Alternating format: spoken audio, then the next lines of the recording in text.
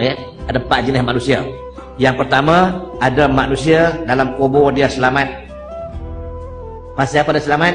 Sebab dia boleh jawab soalan bukan nakir. Pasal apa dia boleh jawab? Sebab bekalan dia banyak, akaun dia banyak, simpanan dia banyak, saving dia banyak. Selamat di kubur, selamat di mahsyar. Satu. Ada orang dalam kubur tak selamat.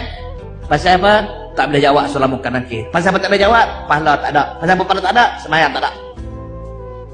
Semayang tak ada, akaun tak ada, mana macam nak saving pahala?